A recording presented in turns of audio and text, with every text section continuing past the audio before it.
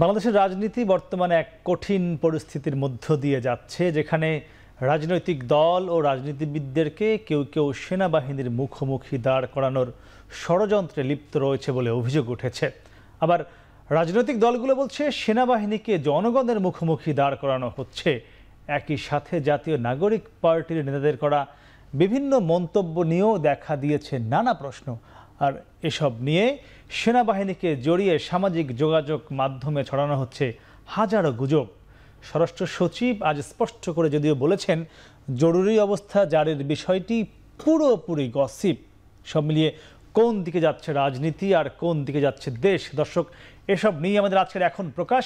আমরা আলোচনার নাম দিয়েছি রাজনীতির রকমারি। আর নিয়ে কথা বলতে আমাদের সাথে আছেন এনডিএম এর চেয়ারম্যান ববি হাজ্জাজ, আছেন জাতীয় নাগরিক পার্টির মুখ্য সদস্য সচিব তাহসিন রিয়াজ ও রাজনৈতিক বিশ্লেষক জাহিদুর রহমান। আপনাদের সবাইকে স্বাগত। আর পুরো আয়োজনে আপনাদের সাথে থাকছি আমি মাহমুদ রাকিব। তাহসিন, আপনার মাধ্যমে শুরু করতে চাই। আপনাদের দুজন দক্ষিণাঞ্চল এবং উত্তরাঞ্চলে যারা প্রধান দায়িত্বে রয়েছেন, তাদের দুটি ফেসবুক স্ট্যাটাস নিয়ে গত দুদিন বাংলাদেশে তোলপাড় চলছে সেনাবাহিনীকে কেন্দ্র করে। এটি নিয়ে আপনাদের দলের অবস্থান কি এখন পর্যন্ত? আচ্ছা, ধন্যবাদ যারা আমাকে দেখছেন। দেখুন, এটি আসলে ইতিমধ্যেই বহুল আলোচিত একটি বিষয়। আমরা দেখেছি যে দুটি স্ট্যাটাসকে কেন্দ্র করে রীতিমতন ফেসবুকে অনেকগুলো গ্রুপিং দেখেছি আমরা, বিভিন্ন বিভাজন দেখেছি আমরা, এবং বিভিন্ন রকম মন্তব্য, ডিফারেন্ট টাইপস অফ ওপিনিয়ন আমরা দেখেছি বিভিন্ন জায়গা থেকে। আর দেখুন, আমি একটা ব্যাপার খুব স্পষ্ট করে বলতে চাই, এটা আসলে পার্টি পজিশনটা কেমন হওয়া উচিত বা কী। হাসনাত এবং সার্জিস যে দুটি স্ট্যাটাসকে আপনারা কোট করছেন, তাদের কিন্তু এই পার্টির বাইরেও নিজস্ব একটা পরিচয় আছে। তারা আন্দোলনের একেবারে সম্মুখভাগের যোদ্ধা ছিলেন এবং তাদের নিজস্ব মতামত প্রদানেরও কিন্তু তাদের সুযোগ আছে, অপরচুনিটি আছে। হ্যাঁ, এটা আপনাদের পক্ষ থেকে এই আলোচনাটা আসতেই পারে যে সেই মতামতটা কি আসলে পাবলিক স্পেয়ারে এমন কোনো মতামত আসা ঠিক কিনা যেটা আসলে বড় রকম বিভাজন বা কনফ্লিক্ট তৈরি করে। পার্টি পজিশনটা খুব সিম্পলি যদি আমি বলি, আমরা ঠিক এটাকে এভাবেই দেখছি যে এটি তাদের ব্যক্তিগত ওপিনিয়ন, এবং যদি ঠিক এভাবে করে বলি যে এই ব্যক্তিগত ওপিনিয়নটি যখন পাবলিক স্পেয়ারে এসেছে, ডেফিনেটলি জাতীয় নাগরিক পার্টির নিজস্ব একটি ডিসিপ্লিনারি বোর্ড আছে, কমিটি আছে। ডেফিনেটলি যেহেতু এটি বহুল আলোচিত একটি ঘটনা, নিজস্ব একটি ফোরাম আছে। ফোরামে ব্যাপারগুলো নিয়ে আমরা প্রতিনিয়ত বসছি, আমরা কথা বলছি। যে ধরনের অবস্থা তৈরি হয়েছে এই অবস্থাগুলোকে আমরা অ্যানালাইসিস করছি। এখানে সার্জিস এবং হাসনাতের যে মন্তব্যগুলো এসেছে, এই মন্তব্যগুলোকে আমরা যদি একটু খুব লিবারেল আন্ডারস্ট্যান্ডিং থেকে যদি আমরা একটু ডিল করতে চাই, দেখতে চাই, শুধু এতটুকু আমরা বলতে পারি যে এটি আমরা আমাদের পার্টি যে ইন্টারনাল বোর্ড এটাকে ডিরেক্টলি এখন দেখছে। কাজেই চলমান একটা ঘটনাকে আমি আবার নতুন করে মন্তব্য করে নতুন কোনো মোড় দিতে চাই না। ইতিমধ্যেই অনেকগুলো মন্তব্য আপনারা এখন পর্যন্ত আপনারা কোনো বক্তব্য বিবৃতি পারে থেকে কিন্তু দেওয়া হয়নি। সেটি আমি বলেছি, যেহেতু এটি এখনো আমাদের অভ্যন্তরে আলোচনার একটি বিষয়। আমি যেটি বলেছি আপনাকে, যেটি চলমান একটা আলোচনার বিষয়, এবং আপনি দেখেছেন যে এই ঘটনাকে কেন্দ্র করে এতগুলো মন্তব্য ফেসবুকে এসেছে। আমাদের মুখ্য সংগঠক মন্তব্য করেছেন, আমরা হান্নান মাসুদের মন্তব্য এখানে দেখেছি। কাজে এখানে মন্তব্য এখন অনেক বেশি হয়ে গিয়েছে। এখন মন্তব্যের জায়গা এখন একটা জায়গা থেকেই আসা উচিত, সেটা হচ্ছে পার্টির এন্ড থেকে এই মন্তব্যটা আসা উচিত, এবং পার্টি পজিশন কি এটার বিষয়ে সেটি আসা উচিত। আর আমার মনে হয় না যে এখন আসলে this is the right time to disclose the party position. আমার মনে হয় যে এটা এখনো আলোচনার বিষয়, আমরা এখনো আলোচনা করছি। এটা প্রস এন্ড কনস আমরা বোঝার চেষ্টা করছি, আমরা নিজেদের মধ্যে ডিসকাস করার মাধ্যমে আমরা একটু ইম্প্যাক্ট অ্যানালাইসিস করার চেষ্টা করছি। কাজে এটা আমরা খুব দ্রুততম সময়ের মধ্যে বলবো। আমি জাস্ট একটা বিষয় একটু যুক্ত করে দিই। পার্টির একটা খুব ক্লিয়ার স্ট্যান্ড আমি আপনাদেরকে বলে দিই।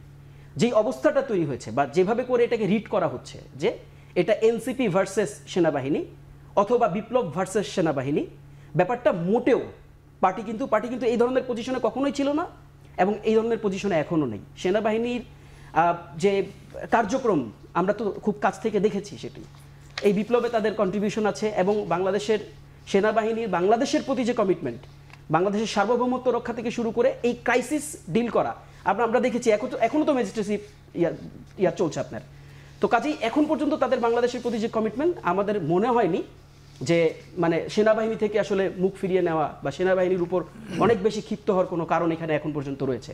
কাজেই এটাকে ওই চোখে দেখার সুযোগ নেই যে এটা সেনাবাহিনী ভার্সেস আপনার এনসিপি বা সাধারণ জনগণ বা বিপ্লব। তবে একটি ব্যাপার আমরা নিশ্চিত করে বলতে চাই, সেটি যে কোনো পক্ষেই হোক, সেটি সেনাবাহিনী হোক, সেটি অন্য কোনো রাজনৈতিক পক্ষ হোক, আমরা কিন্তু আপনি যদি পুরো বিষয়কে যদি একটা চোখে দেখার চেষ্টা করেন, সেটা হচ্ছে যে আওয়ামী লীগের প্রশ্নে আপনার অবস্থান কি হবে। সেটি কিন্তু আওয়ামী লীগের প্রশ্নে আমাদের অবস্থান সব সময়ের জন্য কোনো ধরনের রিফাইন্ড, কোনো ধরনের মানে সুন্দর ভালো অথবা গুড অথবা ব্যাড, কোনো ধরনের আওয়ামী লীগকে বাংলাদেশের রাজনীতিতে কোনো ধরনের স্পেস করে না দেওয়ার পক্ষে কিন্তু আমাদের অবস্থান। এটি ছিল তাদের স্ট্যাটাসের মূল বক্তব্য, এটিই ছিল যে এর আগে পরে নানান কথা ছিল। ভাই একটু জানতে চাই আপনার কাছে, আপনি আপনাদের যে জোট বা যে সমমনার দল বলা হয়, তার আমরা মানে বিএনপির যিনি ভারপ্রাপ্ত চেয়ারম্যান তিনি আজও বলেছেন যে জনগণকে সেনাবাহিনীর মুখোমুখি করার একটি ষড়যন্ত্র চলছে। কারা করছে ষড়যন্ত্র? জি, প্রথমে আপনাকে অসংখ্য ধন্যবাদ। একই সাথে যারা আমার সাথে আছেন এবং যারা দেখছেন সবাইকে সালাম এবং শুভেচ্ছা। দেখেন, তাসিন তরুণ রাজনীতিবিদ, অনেক অনেক সুন্দর ভবিষ্যৎ তার নিজের এবং সামনে দেশের জন্য উনি গড়বেন এবং উনি অনেক সুন্দর করে বক্তব্য রেখেছেন। এই বক্তব্যের সাথে একটা জিনিস হলো যে ওনার বক্তব্যের ভেতরে যে পয়েন্টগুলো উনি তুলেছেন, এগুলো যদি ওনার দলগতভাবে পরিষ্কার করতেন তাহলে আরো ভালো হতো। আমি আপনার প্রশ্নটার সাথে মিলিয়ে কথাটা বলছি, বিকজ এই পুরো কন্ট্রোভার্সিটা শুরু হয়েছে এনসিপি, এই যে নতুন দলটা, এটার বড় দাগে এটার নেতৃত্বে যারা আছেন, একদম প্রিমিয়ার নেতৃত্বে যারা আছেন, মানে বেসিক্যালি আমি যদি এমনও বলি যে দেশব্যাপী যে ৬-৭টা নাম পরিচিত, তার ভিতরে ৩-৪ জন এই পুরো আলোচনার সাথে জড়িত।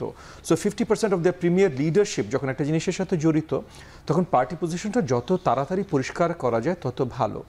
এটা নিশ্চয়ই হয়তো একটা অভিজ্ঞতার ব্যাপার আছে, তারা এগুলো কাটিয়ে উঠবেন। আবার হয়তো একটা তারা কিভাবে হয়তো সরকারের সাথেও সহযোগিতা বা কী আছে, কী সম্পর্কগুলো আছে, সেখান থেকে হয়তো কিছু তারা সহযোগিতা পাচ্ছেন, সেটা ভিন্ন বিষয়।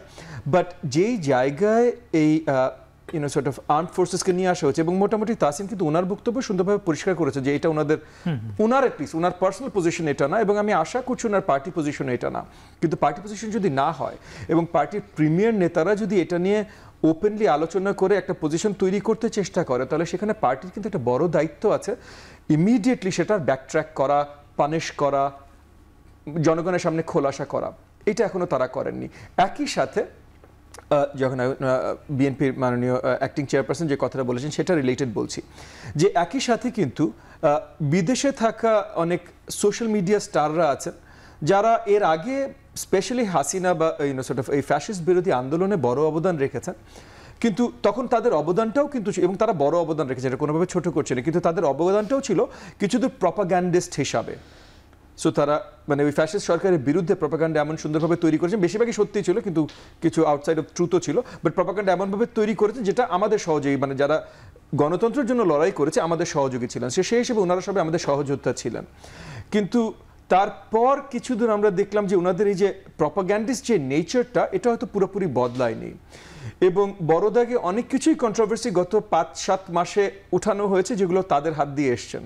মানে এগেন সোশ্যাল মিডিয়াতে খুব রমরমা বক্তব্য রাখেন ওনাদের মাধ্যমে এসছেন, এবং ওনাদের সাথে এনসিপির প্রিমিয়ার লিডারশিপের যে বক্তব্যগুলো এসছে, এই যে অনেক জায়গায় অনেক মিল আছে, এবং এর ভিতরে আমরা দেখেছি অনেকে কৃতিত্বও নিতে চেষ্টা করছে যে এইভাবে তারা এই ধারাবাহিকতায় তারা অ্যাকশন করাচ্ছেন বা তৈরি করছেন।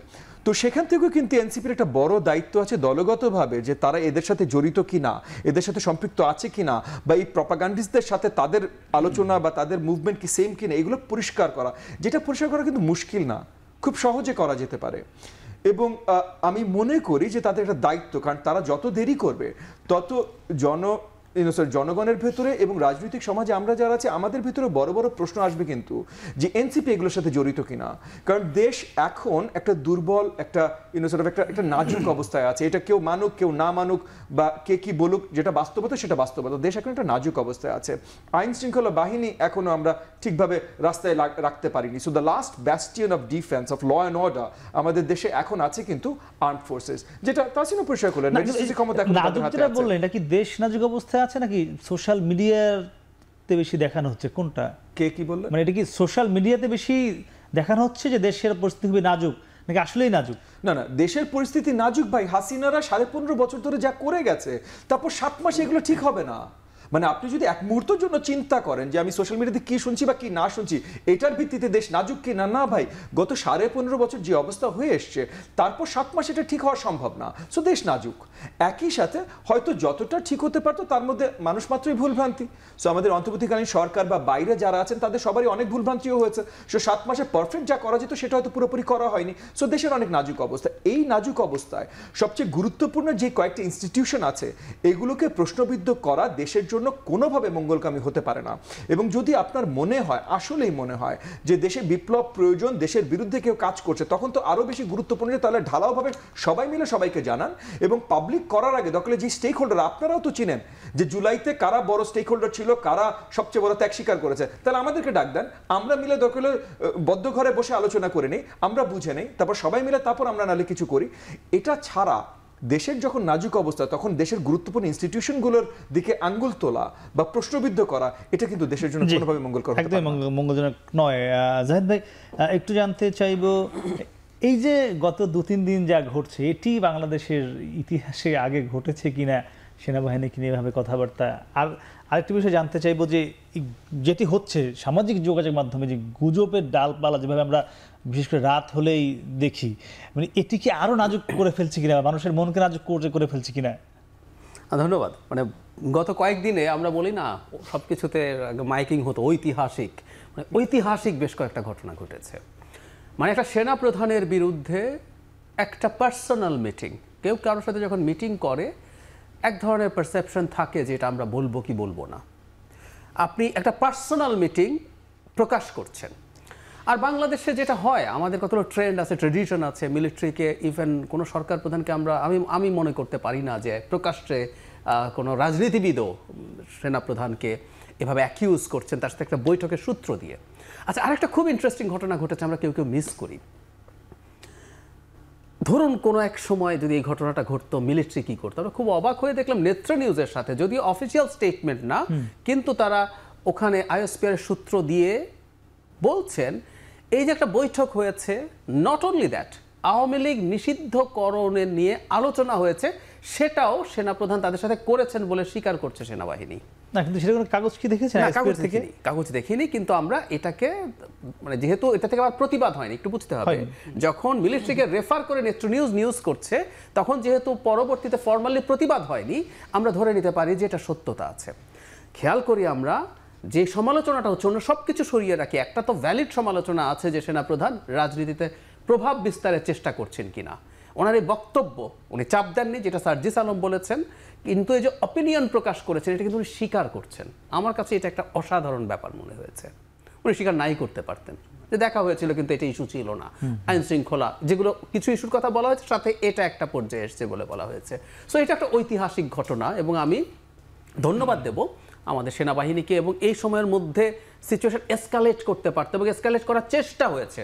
আমি এটা এনসিপির সাথে জড়িত না, কিন্তু আমি আবার এনসিপির সাথে জড়িতও বলি। আমি জানি না তাহসিনের মন খারাপ হতে পারে, সরাসরি বলি, সরকারের যে দুজন ছাত্র উপদেষ্টা আছেন আমি ওনাদের কাছে ওনাদের দলের লোকই মনে করি। ওনারা দলে যোগ দিতে পারেন যে কোনো সময়, বলছেন তারা রিজাইন করে এসে জয়েন করবেন। জনাব নাহিদ ইসলাম জয়েন করার আগে থেকেই আমরা জানি 2 মাস ধরে আলোচনা হচ্ছে। জনাব আসিফ একজন, তাদেরই একজন, টেকনিক্যালি সরকারের অংশ, ঠিক একই রকম সময়ে সেনাপ্রধানের বিরুদ্ধে এক অবিশ্বাস্য বক্তব্য নিয়ে আসেন। প্রধান উপদেষ্টার সাথে প্রধান উপদেষ্টা নিয়োগ নিয়ে কি করেছেন, কি হয়েছে না হয়েছে, মানে দেশের সরকারের একজন উপদেষ্টা এই ধরনের মন্তব্য বসে করছেন। সো সব কিছুকে আমরা এটা পরিকল্পনার পার্ট, এবং তার এই বক্তব্যকে ববি ভাই যেটা বলছিলেন ক্লেম করা হচ্ছে যেটা পরিকল্পিত, এটা বলা হয়েছিল আগে, সেটা দেখলাম। তো সব কিছু মিলে কিন্তু এসকালেট করার একটা সম্ভাবনা ছিল।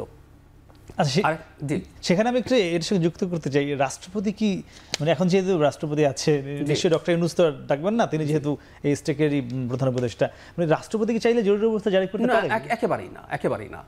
জরুরি অবস্থা নিয়ে আর্টিকেল 141-এ আমাদের কথা আছে, 42-তে আছে, 43-তে আছে। আর্টিকেল 141-এ যেটা বলা হয়েছে সেটা হলো, মানে আমরা মানে এই যে গুজবের কথা বললেন, ইভেন শেখ হাসিনা পরবর্তী, মানে শেখ হাসিনার অপোজিশনে যারা কাজ করেছেন তাদের মতো মানুষ মানে জরুরি অবস্থা রাষ্ট্রপতি দেখে ফেলবেন, শাহাবুদ্দিন চুপ্পু সাহেব আছেন, এবং জরুরি অবস্থা জারি করলে নাকি জরুরি সরকার বলে কিছু একটা গঠন করা যায়। মানে খুব অদ্ভুত সব দাবি। সংবিধানে রাষ্ট্রপতি শব্দটা যতবার আছে ততবার এটাকে আসলে প্রধানমন্ত্রী পড়তে হবে, এক্সেপ্ট 48(3) অনুযায়ী প্রধানমন্ত্রী নিয়োগ এবং প্রধান বিচারপতি নিয়োগ ছাড়া। দুটি বিষয় ছাড়া। এমনকি 141 এর লেখা আছে রাষ্ট্রপতির, এটা না লিখলেও চলতো, কিন্তু এখানে লেখা আছে ক্যাটাগরিক্যালি যে প্রধানমন্ত্রীর স্বাক্ষর মানে প্রতি স্বাক্ষর ছাড়া কোনো জরুরি অবস্থা ঘোষণা করা যাবে না। আচ্ছা, এখন কেউ প্রশ্ন করবেন দেশে তো প্রধানমন্ত্রী নাই। আমরা মনে করব সেপ্টেম্বরে কিন্তু একটা অধ্যাদেশ জারি করা হয়েছে অন্তর্বর্তীকালীন সরকার নিয়ে, যেখানে প্রধান উপদেষ্টা কার্যত প্রধানমন্ত্রী হিসাবে কাজ করবে। সুতরাং প্রধান উপদেষ্টা জরুরি অবস্থা যদি জারি করতে হয়, এটা প্রধান উপদেষ্টাকেই সিদ্ধান্ত নিতে হবে, উনিই করবেন।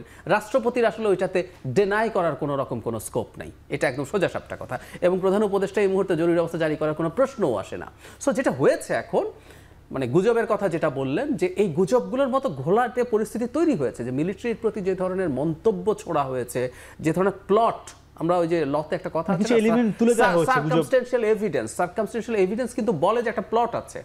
আমি একটু বলেই ফেলি, যেমন ধরুন জনাব হাসনাত যখন স্টেটাস দিলেন, উইদিন সাম আওয়ার্স উনি জনাব আসিফ মাহমুদের একটা কেটে নেওয়া ভিডিও প্রথম শেয়ার করলেন, যেটাতে চ্যানেলের লোগো ছিল না, একটু খেয়াল করে দেখবেন। পরে আমরা জানলাম যে চ্যানেলে একটা দীর্ঘ সাক্ষাৎকার, সেই চ্যানেলটাকেও আমরা দেখলাম, কিন্তু ওই ক্লিপটাতে কোনো চ্যানেলের লোগো নাই। তার মানে কি এটা আপনি অর্ডার দিয়ে ভাই এডিট পরে করেন, ডিটেল আমাকে একটু ক্লিপটা এভাবে দিয়ে দেন, ওটা লোগো ছিল না, যে কেউ চেক করতে পারেন এখন। হ্যাঁ ছিল না, না কিন্তু সেটা আগের নেওয়া ছিল, প্রায় 5-7 দিন আগে ছেড়েছে, কিন্তু ওর মধ্যে কোনো চ্যানেলের, কারণ তখন ইন্টারভিউটা ওই চ্যানেলে পাবলিশড হয় নাই, কিন্তু একটা র ফুটেজ থেকে কেটে দেওয়া হলো এবং খুব পরপর। সেজন্যই বলছি সব কিছু মিলে, কারণ মিলিটারিও দিনের শেষে, আপনি যখন মিলিটারি চিফকে শুধু বলেছি বা আক্রমণ শুধু তাকে করছি না, এটা একটা ইনস্টিটিউশন।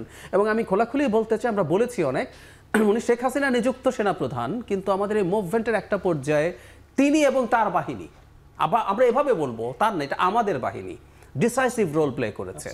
সেখানে আপনি যখন এই মন্তব্যগুলো করছেন, তাদের মধ্যে স্ট্রেস এবং টেনশন, আমরা অনেকে টের পাই না, আমরা বলি যে আমরা গান পয়েন্টে ছিলাম। এই মুভমেন্ট যদি ফেল করতো, মিলিটারির চিফ থেকে শুরু করে টপ লিডারশিপ কি হতো, কোর্ট মার্শাল হতো প্রত্যেকে সেই ঝুঁকি নিয়েছে। মানে সেখানে ছাত্ররা বা সাধারণ সবাই ছিল, সবাই ছিলাম, আমরা সবাই ছিলাম। এই জন্য বলছি আমরা ওনাদেরকে আদর করছি।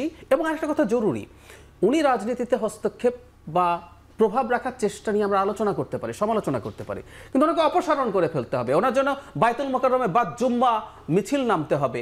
এই যে আহ্বানগুলো আছে, এটাকে ভিত্তি করে এগুলো কি করেছে, এই আহ্বানগুলো কি কোনো মানে পোস্টেড কেউ করেছে?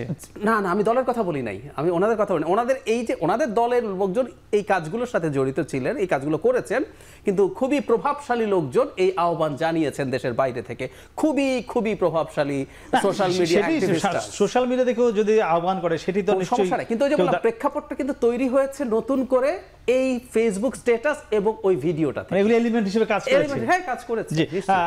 একটু জানতে চাইবো, ফাইনালি যোগ করে দেই, যেই অপরাধ কোট আনকোট জন্য আপনি তার অপসারণ চাইছেন, আর সরকার নিজে প্রধান উপদেষ্টা বলে দিচ্ছে না, আওয়ামী লীগ নিষিদ্ধ করা হবে না। সো এনসিপি সমালোচনা করেছে সংবাদ সম্মেলন করে, কিন্তু তাদের তো উচিত ছিল যমুনা ঘেরাও করে প্রধান উপদেষ্টার অপসারণ চাওয়া, কথার কথা। একদমই। এই যে বিষয়টি যেটি বললেন যে আওয়ামী লীগকে নিষিদ্ধ করা, প্রধান উপদেষ্টা বলেছেন যে তিনি এই মুহূর্তে চান না। এর সঙ্গে আরেকটি কথা বলেছেন জাহেদ ভাই, যে আপনাদের মানে যে দুজন ছাত্র উপদেষ্টা রয়েছে এখন এই অন্তর্বর্তীকালীন সরকারে, তারা অনেকটা পরোক্ষভাবে আপনাদের দলের নেতা, এমন একটি কথা এখান থেকে এসছে। এই বিষয়ে আপনাদের কোনো পরবর্তী শীঘ্রই কোনো পদক্ষেপ আসবে কিনা, তাদেরকে দলে ফিরিয়ে আনবেন কিনা, এমন কোনো বিষয় আছে কিনা? তাহসিন, আপনার কাছে একটু জানতে চাইবো যে দুজন ছাত্র উপদেষ্টা রয়েছে এই অন্তর্বর্তীকালীন সরকারে, তাদের নিয়ে আপনাদের দলের কি কোনো সিদ্ধান্ত এখন পর্যন্ত আছে যে তাদের দলে ফিরিয়ে আনবেন কিনা এখনই, যেহেতু কথাগুলো উঠছে? না, এই ধরনের কোনো সিদ্ধান্ত নেই। আর দেখুন, এটা খুব স্বাভাবিক, মানে তাদের সাথে সম্পর্কটা, মানে এটা আমাদের একটু ক্ল্যারিফাইড ওয়েতে দেখা দরকার। মানে আমরা যে দৃষ্টিটাতে দেখি, আমার কাছে মনে হয় যে এই দৃষ্টিটা কিঞ্চিত ন্যারো। মানে আপনি ধরে নিচ্ছি যে আসিফ উপদেষ্টা, মাহফুজ উপদেষ্টা। এখন আসিফ এবং মাহফুজ যে উপদেষ্টা, মানে ব্যাপারটা কি এমন যে উপদেষ্টা হওয়ার পর তাদের সাথে আমাদের ভালো সম্পর্ক? তো আন্দোলন থেকে সবাই একটা চ্যানেল থেকে হয়ে আসছে। এখন ভাই, আমি তো আন্দোলনের আগের যে সম্পর্কটা, গঠিত সম্পর্ক, এটা তো আপনি ডিনাই করার সুযোগ নেই, আপনার ডিনাই করার সুযোগ আছে। আবার খুব স্বাভাবিকভাবে, যেহেতু একটা গণঅভ্যুত্থানের সরকার, এখানে গণঅভ্যুত্থানের সরকার হিসাবে ওই সময়টাতে খেয়াল করে দেখেন, ইট ওয়াজ আ পাবলিক ডিমান্ড। এটা কিন্তু মানে ব্যাপারটা এরকম না যে 7-8 জন স্টুডেন্ট, মানে স্টুডেন্ট রিপ্রেজেন্টেটিভ যারা।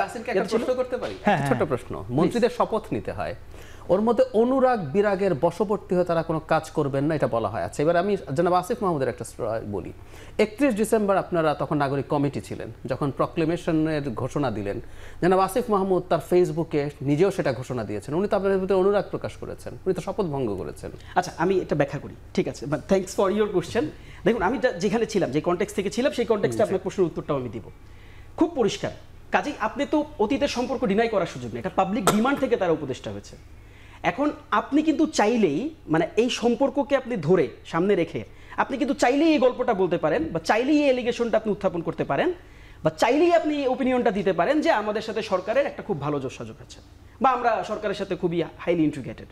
এখন আমি দেখেন, আমি খুব পরিষ্কারভাবে আমরা কিছু প্রশ্ন সবসময় করার চেষ্টা করেছি। যেমন এই আলোচনাটা যদি আমরা রাজনৈতিক ময়দানে রাখতে পারি, তাহলে নাগরিক পার্টিকে কিংস পার্টি বলা সহজ হয়। যেহেতু কিংস পার্টি আপনার দুজন উপদেষ্টা আছে, ইউ আর কিংস পার্টি। এবং কিংস পার্টি হইলে আমার তো অ্যাডভান্টেজ থাকার উচিত ছিল, নাগরিক পার্টি হিসাবে কিংস পার্টির অ্যাডভান্টেজ থাকা উচিত ছিল। যতগুলো ক্লেইম, যতগুলো ডিমান্ড এখন পর্যন্ত নাগরিক পার্টি পেশ করেছে, কোনো ডিমান্ড কি এখন পর্যন্ত ফিল আপ হয়েছে? সেটা কি রাজনীতির ময়দান থেকে এগুলোকে ডিনাই হয় নাই? ডিনাই হয়েছে।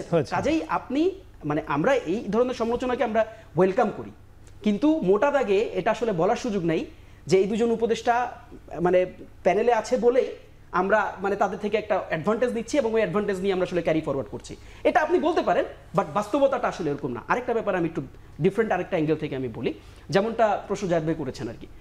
দেখেন, ওই যে প্রোক্লেমেশনের যে পার্টটা, প্রোক্লেমেশন কিন্তু দেখেন এটা কিন্তু বিপ্লবের প্রোক্লেমেশন। আসিফ মাহমুদকে আপনি বিপ্লব থেকে আলাদা করার সুযোগ নাই তো। আসিফ মাহমুদকে আপনি বিপ্লব থেকে আলাদা করতে পারবেন? সুযোগ নেই। এখন আসিফ মাহমুদ এই প্রোক্লেমেশনকে ভেডিং করেছে ফেসবুক স্ট্যাটাস দিয়ে। এই প্রোক্লেমেশন, তার সাথে তো তার এই এত বড় আন্দোলনের আবেগ জড়িত, তার সাথে তো এই এতগুলো আন্দোলনের সেই মানে দীর্ঘ রাত জাগার যে কষ্ট, শ্রম দেওয়ার যে কষ্ট, রক্ত মানুষের ক্ষতবিক্ষত দেহেও দেখার যে কষ্ট, সেটা জড়িত। সেটা কি আপনি প্রোক্লেমেশনের পারপাস কি ছিল? এই বিপ্লবকে সিকিউর করা। প্রোক্লেমেশনের পারপাস কি ছিল? প্রোক্লেমেশনের পারপাস ছিল আপনি এই বিপ্লবের শহীদদেরকে আনুষ্ঠানিক স্বীকৃতি প্রদান করবেন। এই প্রোক্লেমেশনের পারপাস ছিল যে আহতরা আছে আপনি এই আহতদেরকে রিকগনাইজ করবেন। প্রোক্লেমেশনের পারপাস ছিল আপনি যেই গণঅভ্যুত্থানের মধ্য দিয়ে এই পর্যায়ে এসেছেন, যেই গণঅভ্যুত্থানের স্বপ্ন ছিল, স্পিরিট ছিল, এই স্পিরিটকে আপনি আরো বেশি অ্যাপ্রেস করবেন, এই স্পিরিটকে আপনি আরো বেশি সামনে রাখবেন। তাহলে এই যদি হয় কন্ডিশন, সেখানে আসিফ মাহমুদের ব্যাকগ্রাউন্ডকে আমি শুধুমাত্র কেন উপদেষ্টার ব্যাকগ্রাউন্ড থেকে দেখব? আমি কেন দেখব না যে আসিফ মাহমুদ এই আন্দোলন থেকে হয়ে আসা, এই আন্দোলনের নেতৃত্ব প্রদানকারী একজন আমাদের সম্মুখ সারির যোদ্ধা। কাজেই আসিফ মাহমুদ যদি তার পজিশন থেকে, আসিফ মাহমুদ মানে আমরা কিন্তু সিচুয়েশন বুঝতে হবে, আপনি কিন্তু কোনো স্টেবল সিচুয়েশনে নাই, আপনি তো কোনো স্টেবল সিচুয়েশন। আমরা যদি দেখতাম যে এটা মানুষের ভোটে নির্বাচিত কোনো একটা সদস্য গোষ্ঠী, বা তারা মেম্বার অফ দি পার্লামেন্ট, বা তারা মন্ত্রী পরিষদের সদস্য, এবং তাদেরকে খুব রয়েস হয়ে দলের বাহিরে, দলের আমেজ ইমেজ, দলের ইমোশন থেকে বাইরে থেকে সবসময় একটা অ্যাক্ট প্লে করতে হবে, ব্যাপারটা তো এরকম না। আসলে আমাদের বিপ্লবটা তো এখনো তাজা, কয়দিন পরের গল্প ছিল প্রোক্লেমেশনের। কাজেই মানে আমি তার দৃষ্টিভঙ্গিকে আমি সম্মান করি, দৃষ্টিভঙ্গিটা ব্যক্তিগত দৃষ্টিভঙ্গি, কিন্তু আমরা এটাকে ভিন্ন দৃষ্টিতে দেখি না। একই সঙ্গে আমার একটু মানে বললো, একই সঙ্গে একটা বিষয় হচ্ছে মানে বিএনপি জামাত তাদের কাছ থেকে তো মানে পরামর্শ নেওয়া হয়েছিল যখন এই উপদেষ্টা পরিষদ করা হয় না, মানে সেটি কি আপনি বিএনপি জামাত আপনারা কেন বলছেন না, শুধু আসিফ, শুধু দুটো আমি প্রথমে এই প্রক্লেমেশনের ব্যাপারটা একটু বলি। সেটা হচ্ছে সরকার মুহূর্তে জানিয়েছিল যে এটা সরকার কোনো ইনভলভমেন্ট নেই সরকারের। একটা জিনিস কি, ওরা খুবই তরুণ, খুবই আবেগ, আসিফ মাহমুদও খুবই তরুণ মানুষ, একদম আবেগের কারণে গণঅভ্যুত্থানটা হয়েছে, আবেগ না থাকলে হতো না। একটা কথা খুব জরুরি, খুব জরুরি, মানে যারা বিরোধী তারা কিন্তু আবেগ নিয়ে দেখে পারেনি, 15-16 বছর তরুণরা পেরেছে না। আমাদের স্টেটও একটু বোঝাবুঝির দরকার আছে দিনের শেষে, কারণ এই আবেগ দিয়ে ধরলাম আমরা হাসনাত আব্দুল্লাহ খুবই আবেগপ্রবণ হয়ে গেলেন, আমাকে কেন এটা বললো, দিয়ে দিলাম একটা স্ট্যাটাস। আমরা কিন্তু আমি এটা বলছি, হাসনাতের যে দৃশ্যটা খেয়াল করে দেখেন, আমি একটু ছোট্ট করে ইন্টারফেয়ার করি, মানে উইথ ডিউ রেসপেক্ট। দেখেন, হাসনাত আব্দুল্লাহর ঘটনা কিন্তু আবার ডিফারেন্ট আই থেকে দেখা হয়েছে। আপনি খেয়াল করে দেখেন, হাসনাত আব্দুল্লাহ স্ট্যাটাস দেওয়ার পর আপনি পার্টির টপ অর্ডারকে কি শেয়ার দিতে দেখছেন? সেটা তার মানে হাসনাত আব্দুল্লাহর বক্তব্যকে কি প্রত্যাখ্যান করা হয়েছে? আবার ব্যাপারটা কি এরকম যে মানে হাসনাত আব্দুল্লাহর বক্তব্যটা শেয়ার করার মাধ্যমে এটাকে অ্যাকসেপ্ট করে নেওয়া হয়তো? এটা হচ্ছে ধৈর্যশীলতার পরিচয়, এটা হচ্ছে আপনার আমি যেটা বলছিলাম মানে একটু জাস্ট বলে নেই, হাসনাত আব্দুল্লাহর যে পজিশন দেখেন, এই পজিশনটাকে কিন্তু আমরা মানে খুব মানে সাবলীলভাবে আবেগ ইমোশন দিয়ে ডিল করি। কারণ ওই যে যেটা বললাম, টাইমিং ম্যাটার্স। আমরা ওই সময়টা প্রোক্লেমেশনটা জনদাবি ছিল, প্রোক্লেমেশনটা একটা সাধারণ মানুষের একেবারে আক্ষেপ প্রত্যাশার জায়গা থেকে কিন্তু এটা একটা ডিমান্ড ছিল। কাজে ওই সময়টাকে আমি একটু ভিন্ন চোখেই দেখেছি। তাতে কোনো সমস্যা ছিল না। আমি যে কথাটা বলছিলাম, আপনার বয়স কত, আপনি কতটা তরুণ, আপনি যখন আপনি একজন মন্ত্রী ফর গড সেক, তাই না? আপনি একটা ক্যাবিনেটে আছেন, বুঝতে হবে সরকারের দিক থেকে বলেছে এই প্রক্লেমেশনের সাথে সরকারের কোনো ইনভলভমেন্ট নেই। তাতে যেটা ঝামেলা হলো, অ্যালাইনমেন্ট দেখা গেল। আমি আরেকটা উদাহরণ দিই।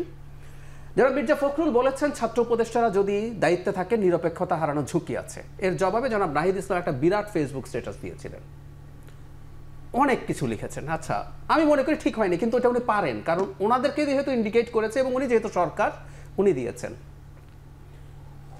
জনাব হাসনাতেরটা আপনারা শেয়ার করেন নাই কেন জানেন? এটা খুব রিস্কি হয়ে যায়।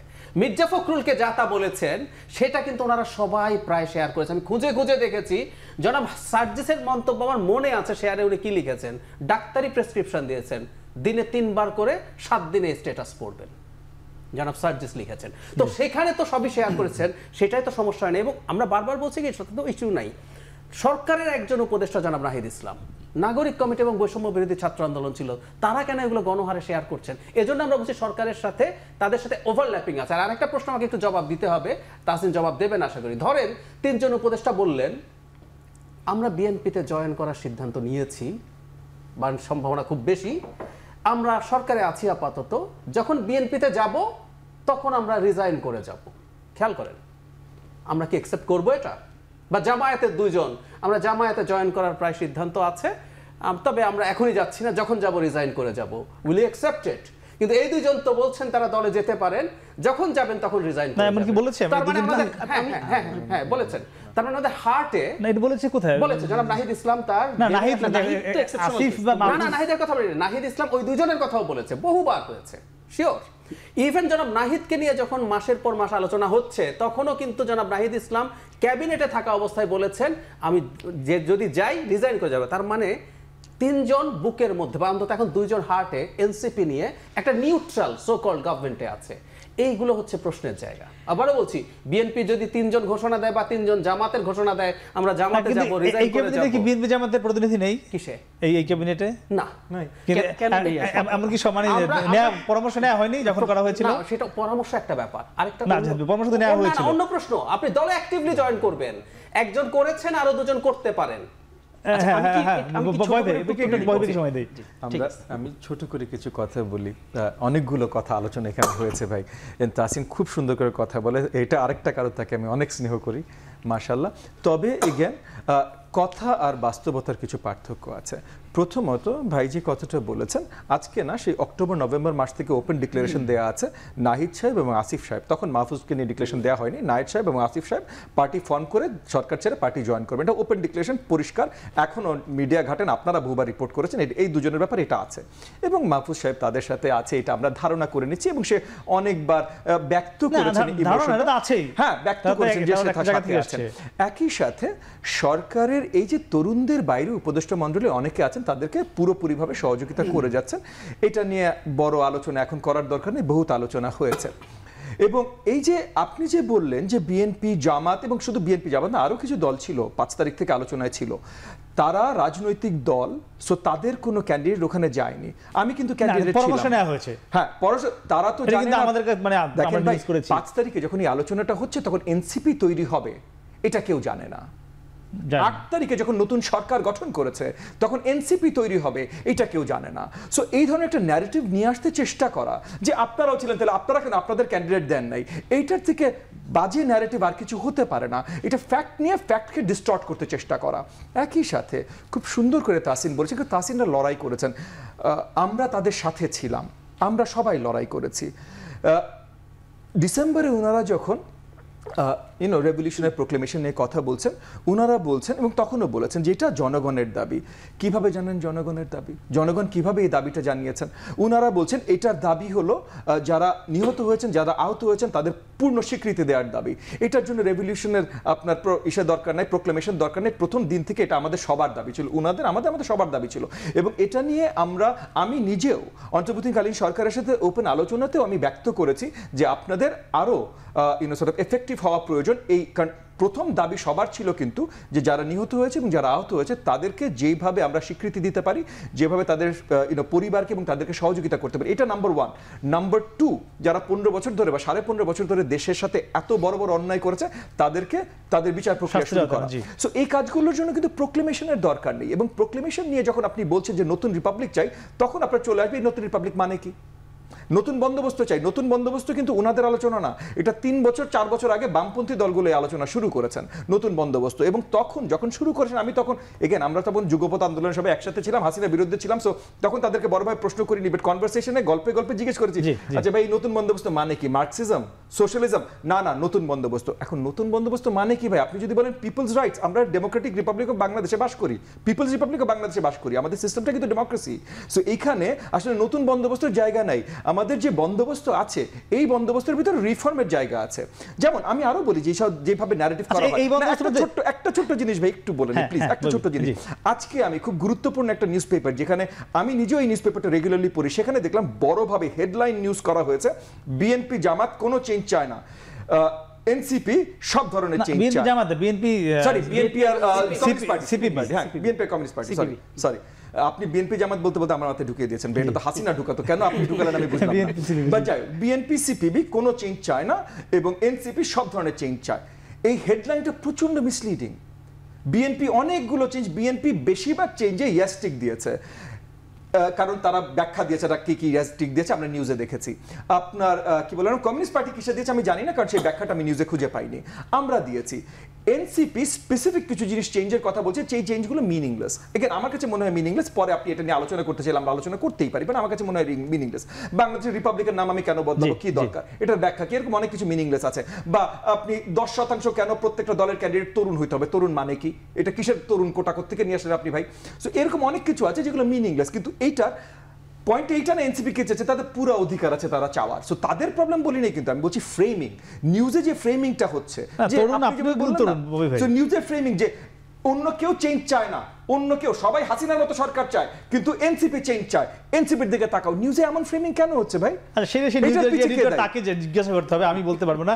না না আপনাকে না, আমি বলছি নিউজে বড় দাগে এই ধরনের ফ্রেমিং হচ্ছে অনেক জায়গায়। আমি বলছি না ভাই এখন টিভি করছে, আমি জাস্ট সবার জানবার জন্য এটা পরিষ্কার করছি। এই এত আলোচনা যেগুলো নিয়ে হচ্ছে আজকে, হাসনাত সার্জিসের যে স্ট্যাটাস কিংবা এই যে গুজব, মূল যে জায়গাটা ছিল আওয়ামী লীগ নিষিদ্ধ, এটা নিয়ে কিন্তু এত ডালপালা গজাচ্ছে। এখানে আপনার সুস্পষ্ট অবস্থান কি আমি সেটা জানবো। যে বিষয়টি নিয়ে এত কিছু হলো গত 2-3 দিন যাবত, জাহেদ ভাইয়ের ভাষায় ঐতিহাসিক ঘটনা ঘটলো গত 2-3 দিন। আওয়ামী লীগ নিষিদ্ধ মূল জায়গা, সেটি হোক হাসনাত, হোক সার্জিস কিংবা যে কারো, সবার এটাই ঘুরে ফিরে এটি ছিল মূল কথা। এই জায়গায় আপনার একদম কনক্রিট কি, আপনি কি চান? কনক্রিট অবস্থান হলো, আমার পার্টি প্রথম এবং একমাত্র যারা আওয়ামী লীগ নিষিদ্ধর জন্য আইসিটিতে এবং হাইকোর্টে 2 জায়গায় মামলা দায়ের করেছে। সো আমাদের পজিশন ক্লিয়ার, আমরা আওয়ামী লীগকে নিষিদ্ধ দেখতে চাই, তবে আমরা আওয়ামী লীগকে আইনি প্রক্রিয়ায় নিষিদ্ধ দেখতে চাই। আমরা অনেক কিছুই দেখতে চাই, but the rule of law has to prevail. আমরা বিশ্বাস করি যে বাংলাদেশের কারেন্ট লিগাল সিস্টেমে আমরা আওয়ামী লীগকে নিষিদ্ধ করতে পারি এবং তাদের নিবন্ধন বাতিল করতে পারি। নাহিদ বলেছে আজকে নিবন্ধন বাতিল চাই। জি, এটা আমাদের লিগাল সিস্টেমে আছে, এটা প্রজ্ঞাপনও জারি করতে হবে না, কারেন্ট আইনের ভিতরে করা সম্ভব। তার জন্য আমরা হাইকোর্টে শরণাপন্ন হয়েছি এবং আইসিটি শরণাপন্ন হয়েছি, সেটা একটা জায়গায়। সো আমরা অ্যাকচুয়ালি পুরোপুরিভাবে দলগতভাবে বিশ্বাস করি আওয়ামী লীগ নিষিদ্ধ হওয়া উচিত, এটা আমাদের বিশ্বাস। আমরা এটাও বিশ্বাস করি যে আইনের শাসন এস্টাবলিশ করা দরকার। শুধু জাস্ট বিকজ আমি চাই, তার জন্য আমি মব নিয়ে কোর্ট দখল করব, যমুনা ঘেরাও করব, যেখানে অবভিয়াসলি আমাদের সরকার একটা পার্টিকুলার অবস্থান আছে, প্লাস জাস্ট বিকজ আমি চাই বলে দেশের আপামর জনগণ এটা চায়, এটাও আমি এস্টাবলিশ করতে চাই না। সো আমরা লিগ্যাল পদ্ধতিতে কাজ করছি এবং যারা চান সঠিকভাবে আওয়ামী লীগের নিষিদ্ধকরণ, তাদেরকেও আমরা ফুললি সাপোর্ট করি। তবে বাংলাদেশের আইন বহির্ভূত বা কোনো ইনস্টিটিউশনকে চ্যালেঞ্জ করে এই ধরনের কাজ হোক, এটার সাথে কোনোভাবে আমাদের কোনো সম্মতি নাই। যেমন মনে করেন আমরা চাইতাম একটা সময়, যে মানে এখনো হচ্ছে, ইন প্রসেস আছে, যে জুডিশিয়ারিকে, আমাদের বাংলাদেশের জুডিশিয়ারিকে আরো রোবাস্ট করা দরকার। হাসিনা 15.5 বছর অনেক কিছু করেছে, কিন্তু আমরা কখনো কাম্য করি নাই যে মব যে হাইকোর্ট ঘেরাও করে জোরপূর্বক জুডিশিয়ারির কোনো রিফর্মের জন্য পুশ করবে। তো এই ধরনের কর্মকাণ্ড আমরা দেখতে চাই না। সো কিছু আপনার যদি কিন্তু আছে আর কি না না, যদি কিন্তু না ভাই, আমরা আওয়ামী লীগকে নিষিদ্ধ দেখতে চাই, লিগ্যাল পদ্ধতি দেখতে চাই এবং প্রপারলি আমরা 32 নম্বর যেন মনে করেন শেখ মুজিব বা আওয়ামী লীগের লেগেসি হিসাবে মিউজিয়াম হয়ে দাঁড়িয়ে না থাকে, এটা আমরা প্রথম দিন থেকে চেয়েছি। কিন্তু আইনের বিচার বাইরে যে হঠাৎ করে একটা মব যে ভেঙে ফেলবে, এইটা আমরা দেখছি। জি জাহিদ ভাই, আপনার কাছে একই প্রশ্ন। আওয়ামী লীগ নিষিদ্ধ করা নিয়ে আমার ব্যক্তিগত অবস্থান হচ্ছে, মানে যেভাবে নিষিদ্ধ করার কথা বলছে, আমরা চাইলে কোনো রকমভাবে বন্ধ করে দিতে পারি একেবারে একটা এক্সিকিউটিভ অর্ডার দিয়ে, বা বিচারিক প্রক্রিয়া আমাদের পলিটিক্যাল পার্টি অর্ডিন্যান্স 78 অনুযায়ী এখনও করা যায়, সেগুলো সব আছে। আমরা আইসিটিতে অপশন রাখি নাই, সো বিচারিক প্রক্রিয়া ওটা নিয়ে কিছুটা খামতি আছে। আমার ব্যক্তিগত অপিনিয়ন হচ্ছে, আমি খুব প্রথম দিন থেকে খুবই ঝুঁকিপূর্ণ হলেও বলেছি, এটা ঝুঁকিপূর্ণ বলছি কারণ আমরা আমাদের ইমোশন সাইকোলজি এখনও খুবই ট্রমাটাইজড, আমরা এটা দেখতে চাই না। আমি মনে করি আওয়ামী লীগকে ডাউনরাইট নিষিদ্ধ ঘোষণা করা হলে আমাদের তাদের প্রতি এক ধরনের ভিকটিমহুড জাগ্রত হতে পারে পরবর্তীতে গিয়ে, এবং তাদের রাজনীতিকে আমি মনে করি রাজনীতির মাধ্যমে কবর দেওয়া সম্ভব, সেটাই বেটার অপশন আমার কাছে মনে হয়। তবে জরুরি শর্ত যেটা, ইভেন সব সময় এটা বলা হয়েছে, ইভেন চিফ বলেছেন, আমাদের প্রধান উপদেষ্টাও বলেছেন, যারা ক্রাইম করেছে আওয়ামী লীগের, Sheikh Hasina and her associates, এটা আমরা কতদূর পর্যন্ত যাব এটা একটা প্রশ্ন। কারণ আওয়ামী লীগ যে করেছে সেই ক্রিমিনাল, চোখ বন্ধ করে আপনি একটা আওয়ামী লীগকে পিক করেন, দেখবেন ও হয় নিজের হাতে ক্রাইম করেছে অথবা কোনো ক্রাইমের সাথে জড়িত ছিল, সোজা সাপটা কথা। সো আমরা কতদূর যাবো জানি না, কিন্তু ওই বিচারগুলো হতে হবে। বিচারগুলো হয়ে আওয়ামী লীগ তার মতো করে সংগঠন হিসাবে যেমন আছে সেটা তার মতো করে সে তারা এরপর ডিসাইড করুক কি করবে। এবং আমি মনে করি আমাদের হাতে যথেষ্টের বেশি, বিশেষ করে 15 বছর এবং শেষে জুলাই আগস্টে যে ডকুমেন্ট আছে, আমরা আওয়ামী লীগকে সিস্টেম্যাটিকলি কবর দিয়ে ফেলতে পারবো। এবং আমার কাছে একটা বিচারিক প্রক্রিয়ার মাধ্যমে নিষিদ্ধ করার চাইতে ওই পতন আওয়ামী লীগের আমার কাছে মাছ বেটার মনে হয়। কারণ আপনি নিষিদ্ধ একটা সংগঠনকে করতে পারেন, আওয়ামী লীগ থাকবে না, নৌকা থাকবে না, কিন্তু একটা চিন্তার জায়গা মানুষ যদি থাকে কোনো না কোনো ফর্মে আসলে সে বের হয়ে আসে, সে আন্ডারগ্রাউন্ড থাকুক অথবা নতুন একটা দলের নাম দিয়ে আসুক, এটা জানিয়ে দেওয়া ইজ নট দ্যাট টাফ। আস্তে আস্তে মানুষ জেনে যাবে, সো ওটা আসলে সারফেস করবেই এসব বিবেচনায়। আর আমি একটা জিনিস বলে শেষ করি, এটা আমি একমত, আওয়ামী লীগ নিষিদ্ধ করার মতো 101টা কারণ আছে।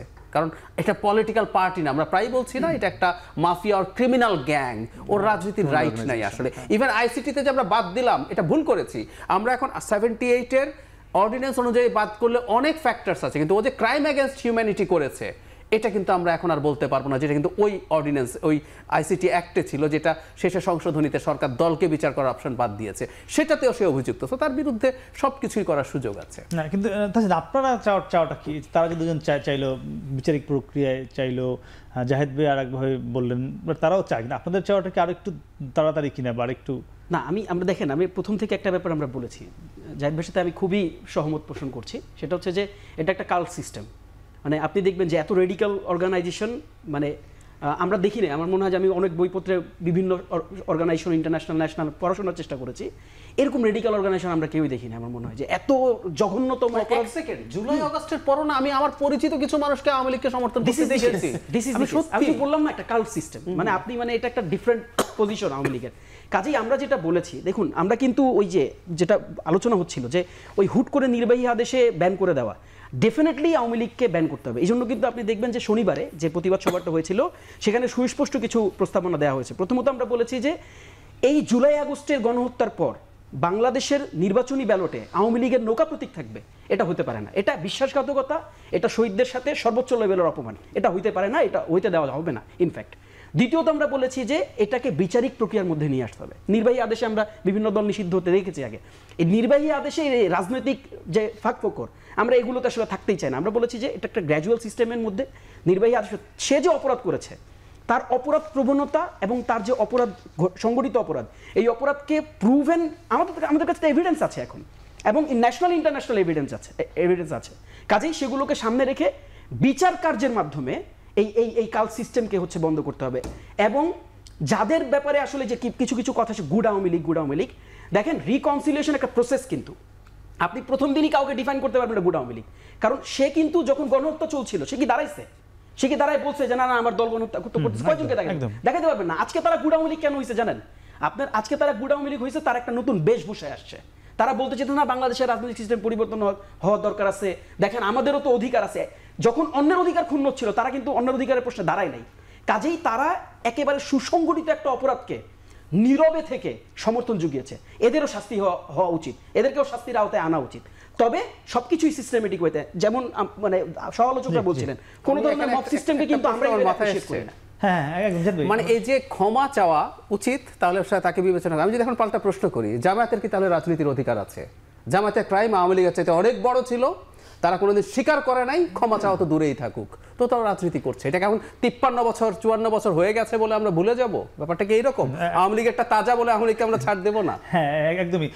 একটু বেশি জানতে চাই ভাই, একদম লাস্ট 20 সেকেন্ডে, যে এই যে ডক্টর ইউনূসের যখন চীন সফর, সেই সফরের আগে এই যে 3-4 দিনের যে জল ঘোলা, এটি কি কোনো কানেক্ট পান কোথাও? কুড বি, কারণ ভারতে আমরা দেখছি, ভারতের মিডিয়ার দিকে যদি খেয়াল করি, সেটা হচ্ছে এটা হওয়া অনিবার্য ছিল। আপনি সরকারকে কর্নার করছেন, তার প্রতি কোয়ার্সিভ হচ্ছেন, অনিবার্যভাবে চায়না চাইবে যে সরকারের সাথে সম্পর্ক, শুধু চায়না না, পাকিস্তানও করছে।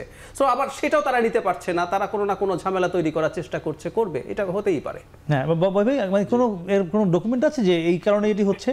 চীন সফর কি কারণে হচ্ছে বলা মুশকিল। এখন পাশের দেশ এখানে রাখাইনে আরাকান আর্মি নতুন অফেন্সিভ শুরু করছে। এই নতুন অফেন্সিভের জন্য আমেরিকান জেনারেল আসছে বাংলাদেশে। সো এই আলোচনা কি হবে? সো আপনি যদি পেঁচাতে চান, তাহলে পেঁচানোর অনেকগুলো টপিক আছে। এগুলোতে আমরা যাওয়ার থেকে হয়তো আমরা আমাদের ঘর কিভাবে গুছাতে পারি, স্পেশালি পলিটিক্যাল ঘর, কারণ এনসিপি এখন একটা পলিটিক্যাল পার্টি, আমাদের পলিটিক্যাল ঘর কিভাবে গুছাতে পারি, এগুলো নিয়ে হয়তো আমাদের নিজেদের ভিতরে আলোচনাটা আরো বেশি হওয়া উচিত। একদমই। আমরা আপনাদের অসংখ্য ধন্যবাদ জানাচ্ছি তিনজনকে। দর্শক, আমরা যে বিষয়টি বলছিলেন সর্বশেষ ববি হাসদাস, যে আমাদের নিজেদের ঘর গোছাতে হবে দেশের স্বার্থে, নিশ্চয়ই বাংলাদেশের সকল রাজনৈতিক দল নিজেদের ঘর গুছিয়ে বাংলাদেশকে সামনের দিকে এগিয়ে নিয়ে যাবে, সেই প্রত্যাশা শেষ করছি। শুভরাত্রি।